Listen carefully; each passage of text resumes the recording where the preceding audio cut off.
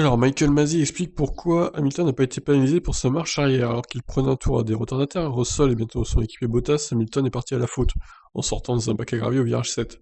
Après une tentative en remettant les gaz, le pilote arrachera une partie de son élan avant sur les barrières du circuit et décida d'opérer une marche arrière.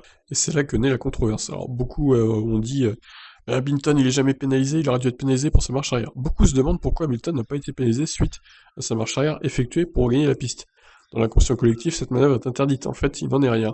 En effet, il n'y a pas de règle dans le règlement sportif qui interdise la marche arrière en piste, uniquement pour une marche arrière dans la voie des stands. Cependant, les règles stipulent que les pilotes doivent rejoindre le circuit de manière sûre et contrôlée, et Michael Masi a expliqué comment Hamilton a pu le faire malgré sa marche arrière.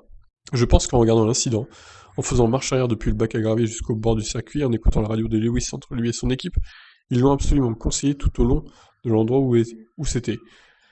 Donc, dans cette circonstance particulière, je n'envisagerais pas de rapporter ça au commissaire. Faire marche arrière sur un circuit préliminaire n'est pas unique au cas d'Hamilton. On se souvient que Hakkinen avait réalisé la même manœuvre à Mirabeau à Monaco en 99, cédant la deuxième place à Eddie Irvine, alors qu'il quittait la zone de dégagement pour rejoindre la piste, lui également sans pénalité. Mazia a confirmé que bien que ça n'allait pas contre le règlement, des sanctions peuvent être infligées, si ce n'est pas fait de manière sûre et contrôlée, comme ce qu'a fait Hamilton. C'est au cas par cas, vous devez examiner l'ensemble complet des circonstances qui entourent la manœuvre, là il n'y avait rien à redire. Voilà, bon bah écoutez, ça fait taire les détracteurs qui veulent pénaliser Hamilton.